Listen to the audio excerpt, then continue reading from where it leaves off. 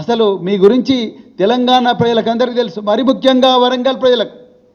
వరంగల్ ప్రజల్లో మీ కుటుంబం చేసిన అఘాయిత్యాల వల్ల ఎంతోమంది జీవితాలు నాశనమయ్యారు. మరి ముఖ్యంగా విద్యార్థుల జీవితాలు, హాస్టళ్ళల్లో, యూనివర్సిటీ హాస్టళ్ళల్లో ఇంకెంతోమంది మహిళలు, వాళ్ళందరి జీవితాలు కూడా మీ కుటుంబం చేసిన అఘాయిత్యం వల్ల నాశనమైన. ఇవాళ మరి వరంగల్లో ఉండే గెస్ట్ హౌస్లు, వరంగల్లో ఉండే ప్రభుత్వ గెస్ట్ హౌస్లు, అదేవిధంగా మీ ఫామ్ హౌస్ల గోడలు ఈ అఘాయిత్యాలకు సాక్ష్యం.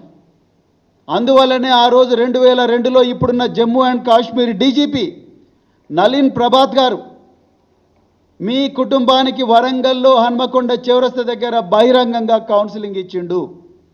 దానికి సాక్షి ఈరోజు మీ వర్ధన్నపేట ఎమ్మెల్యే, ఒకప్పుడు సీఐగా ఉన్న కేఆర్ నాగరాజు. ఆయన అడగండి, ఇలా ఆయన ఫోన్ చేసి అడగండి వర్ధన్నపేట. మీరు మా గురించి మాట్లాడతారు, మీరు నా గురించి, కేటీఆర్ గురించి మాట్లాడే అర్హత మీకున్నదా అసలు సురేఖ గారు?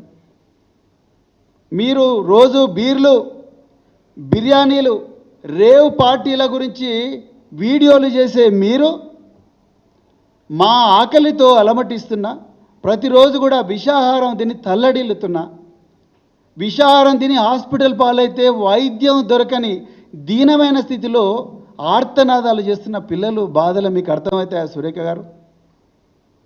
ఒక మాతృమూర్తిగా మీరు మాట్లాడాల్సిన మాటలేనా ఇవి?